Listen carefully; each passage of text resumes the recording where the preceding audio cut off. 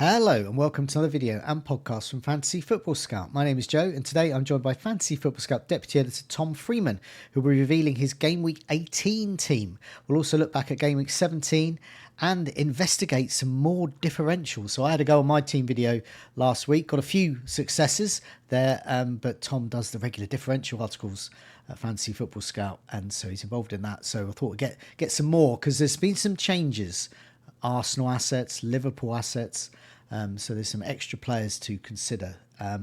Welcome, Tom. How are you? Yeah, I'm good, thanks, Joe. Yeah, just coming out of what was a really nice game week for myself. It was, I think, my best of the season.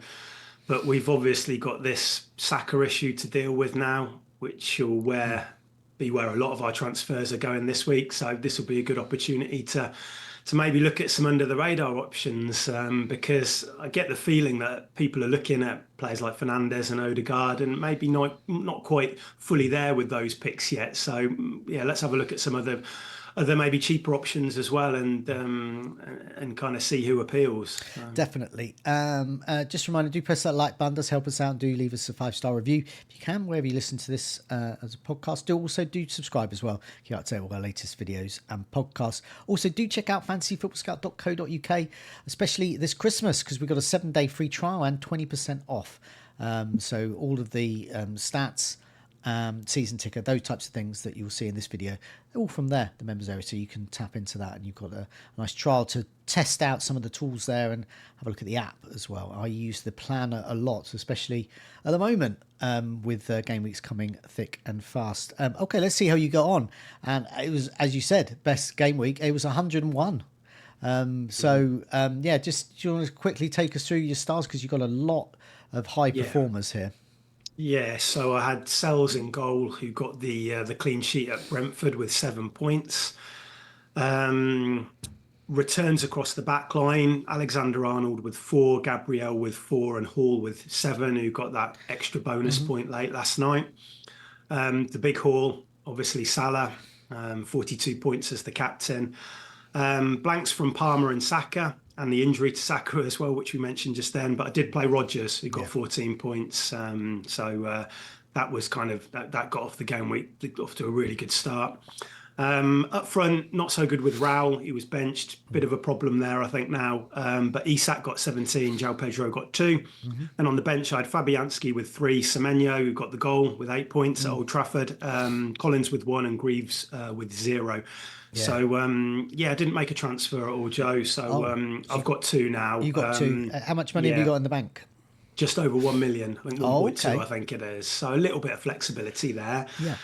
But yes, obviously a good game week. The only decision I really had last week was Rodgers or Semenyo to start, and they both returned, and Rodgers obviously did really well against City.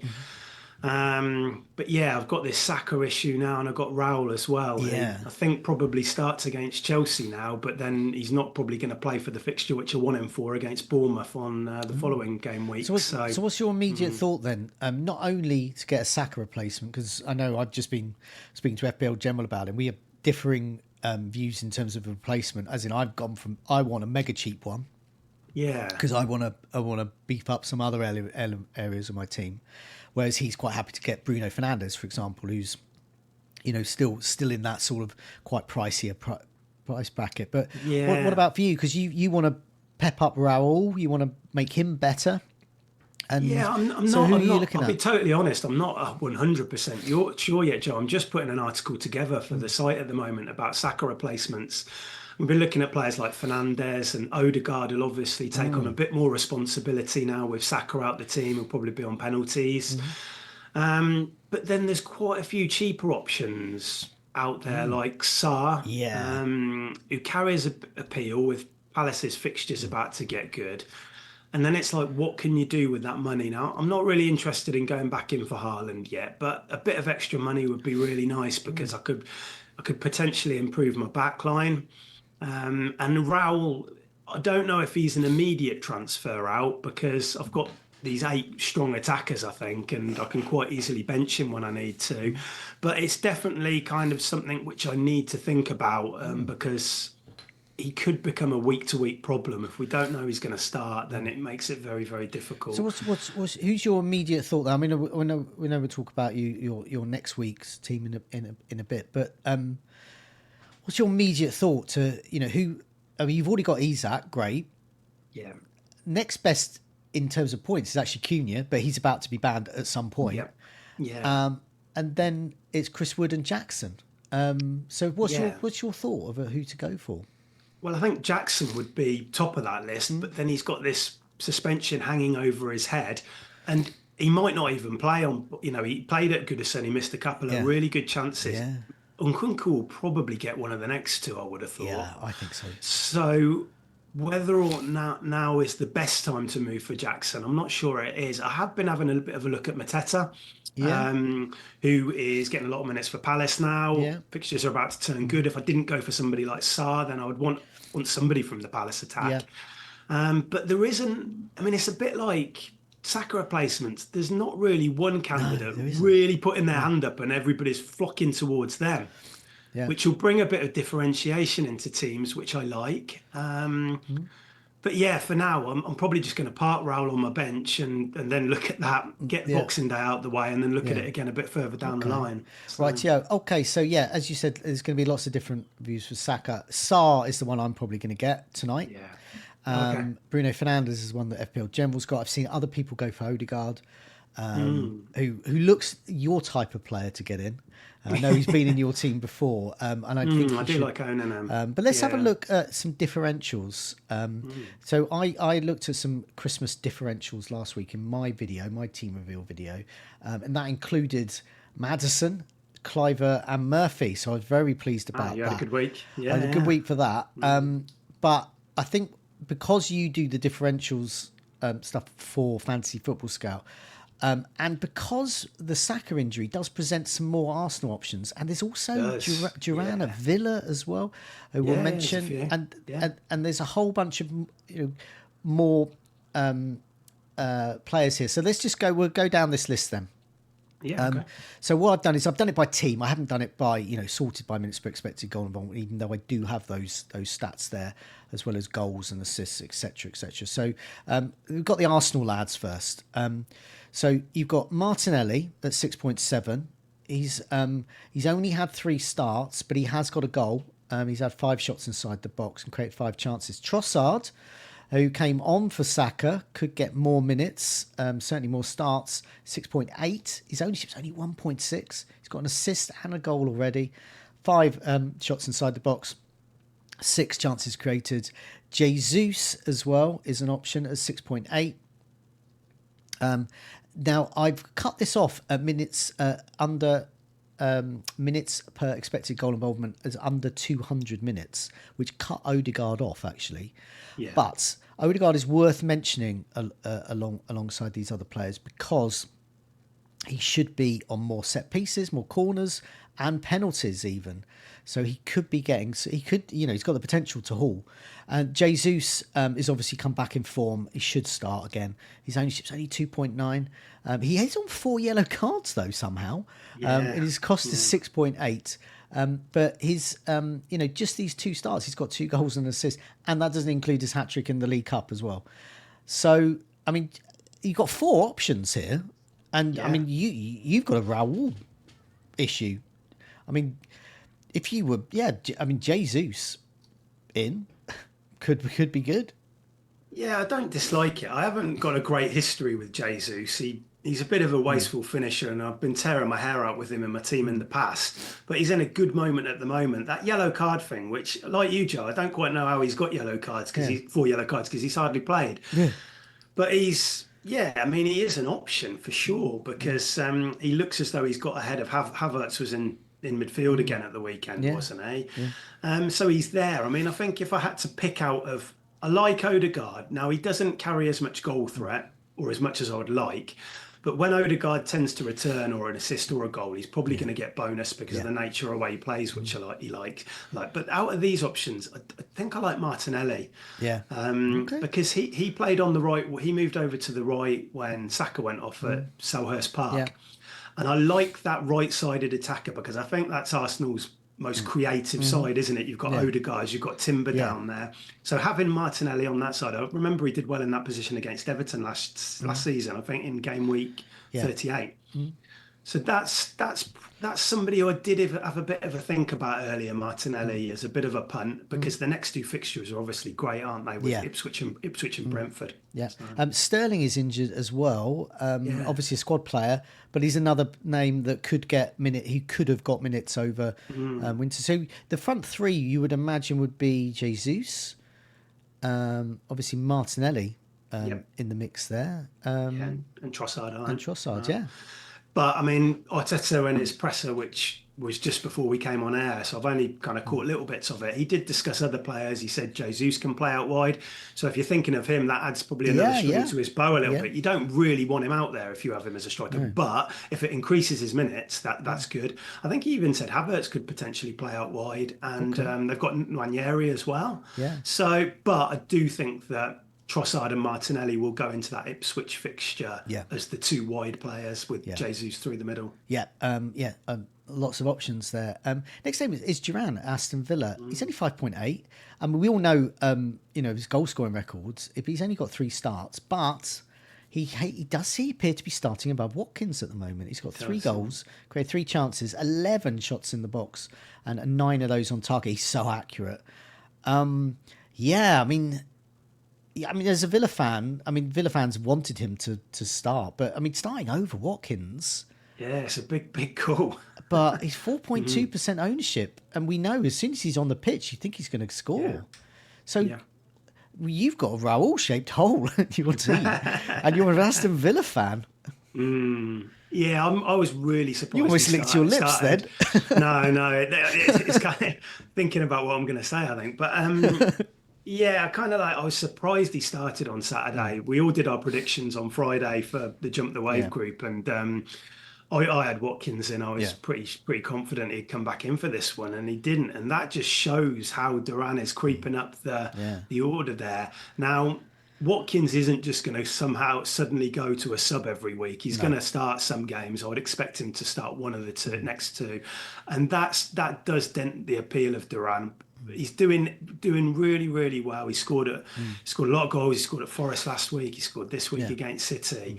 But for me, maybe I'm a bit too close to it, but it feels a bit risky for the type of manager that I am. So I'm not personally looking at Duran. No. Okay, Kluivert is the best in terms of minutes per expected goal involvement because he's got penalties as well. So this is a non-penalty.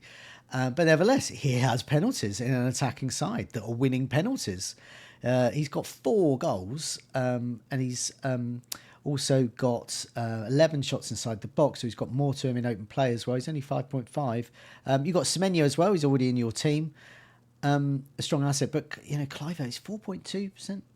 I think he's still an asset. It's just Bournemouth fixtures, they sort of turn a little bit in game week 21, but I still think he's pretty good. Crystal Palace, Fulham and Everton, still strong fixtures.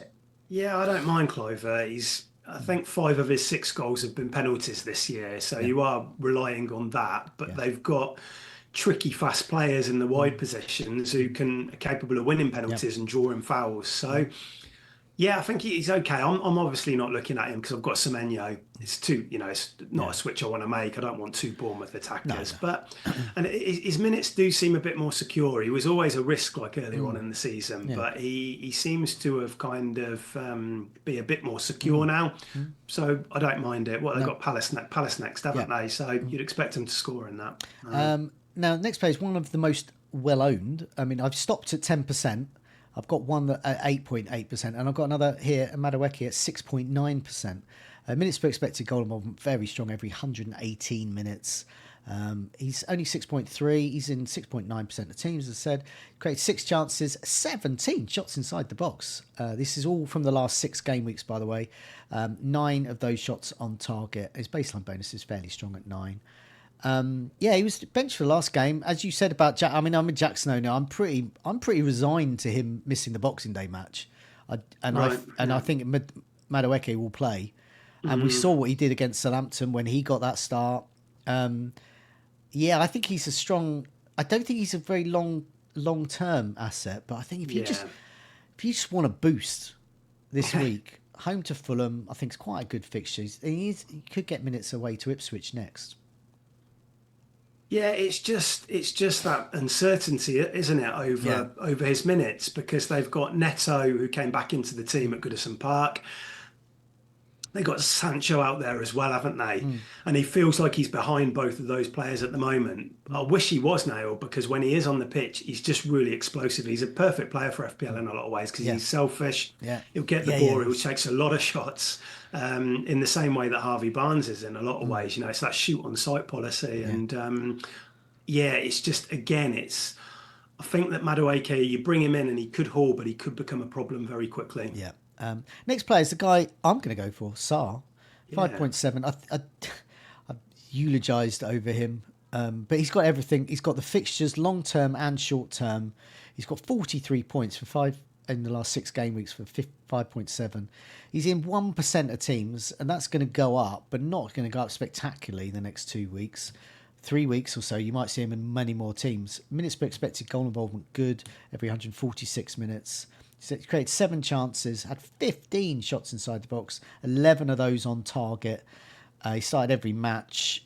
I mean, like all players, they might get a rest at some point over Christmas, but on the whole, he's in the first 11. He's the one I'm going to go for, I think, because I want to free up money elsewhere. Yeah, and I think that's appealing, freeing up a bit of money. And pushing it into other areas of your team. We've also got this assistant manager chip as well that we need to be thinking about from game week 24, which is going to eat into our budget a bit.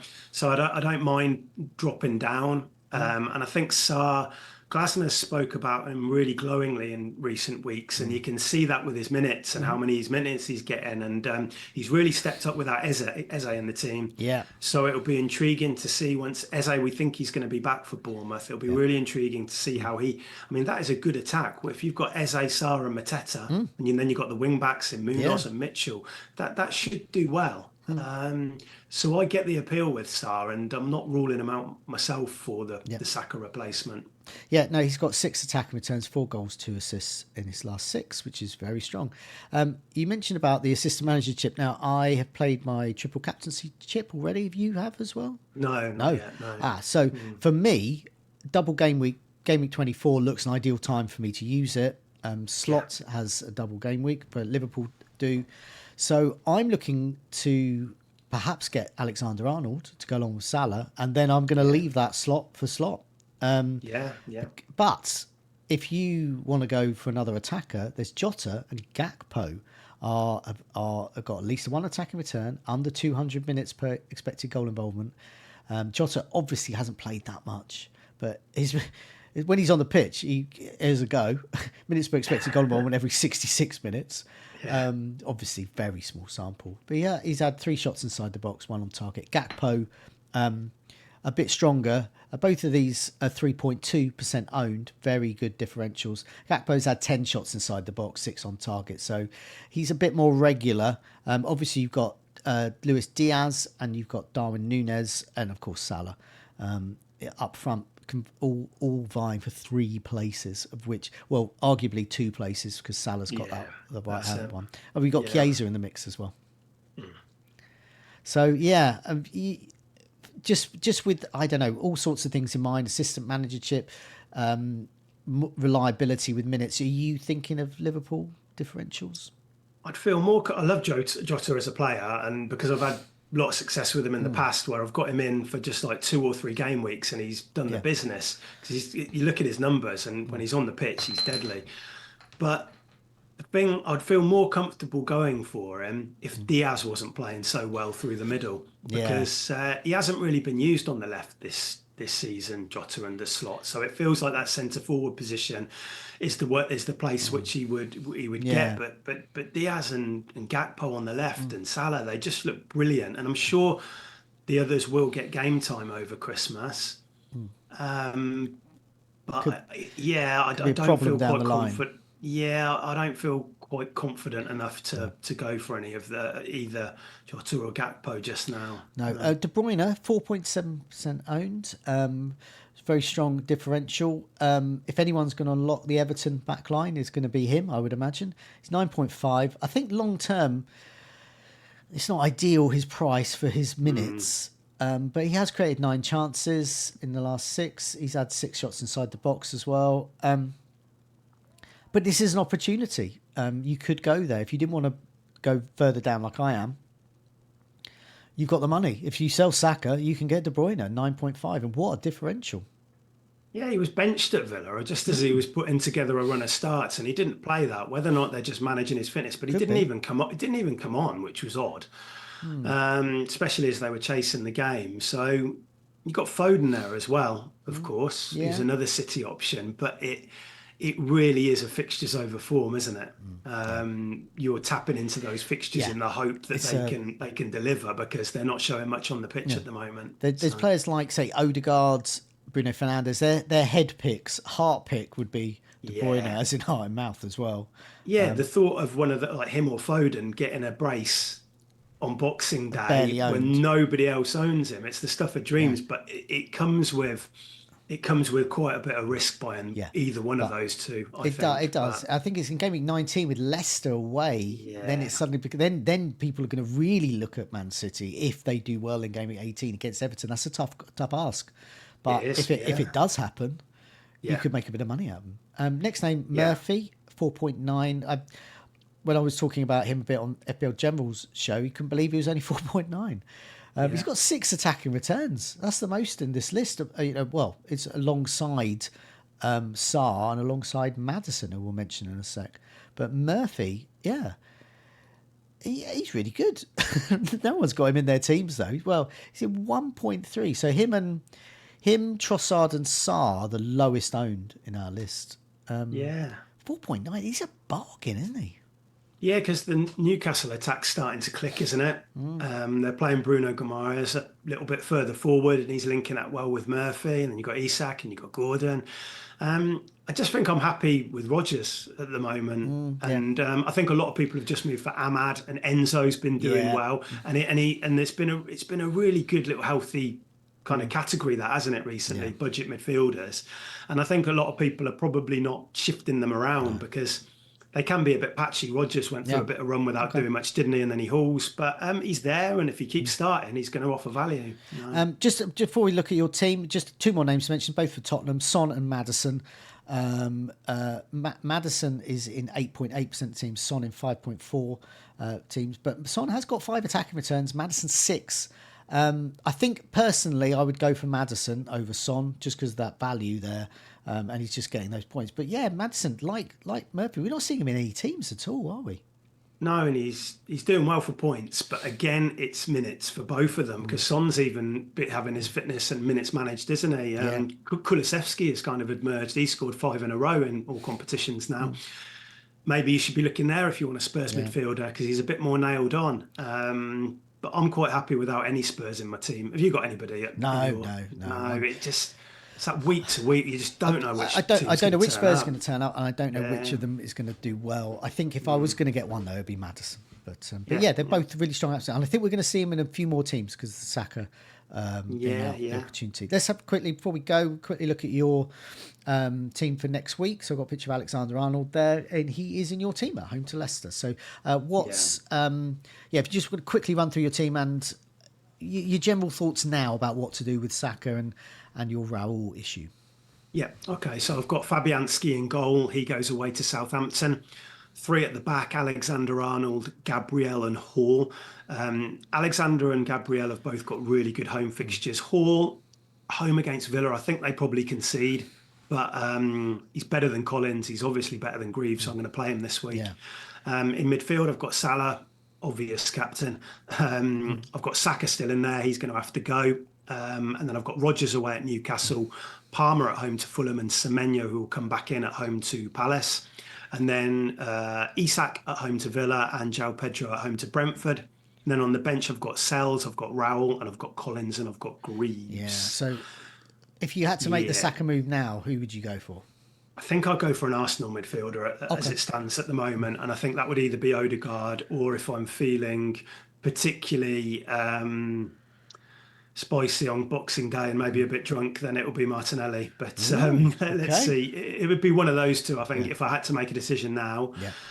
Fernandez is the safe, he's the sensible one, but I do have a bit of reservations about that move. So I don't think this is Monday when we're chatting. I don't think I'm going to go there right now. Right, yeah. Well, good luck with your decision. Thank you. There is so many options. With Saka going, it does present an opportunity, and we do have as much confirmation as we can that he's going to be out for weeks. So he is a sell. But there's lots and lots of options there. I hope we've given you some there for Christmas. We'll be back again next week to look ahead. So take this as sort of game week 18 and 19. Our thoughts with transfers. But we'll be back for ahead of game week 20 next week. So until then, Tom, have a good Christmas and happy Christmas, everyone. Thank you, Joe.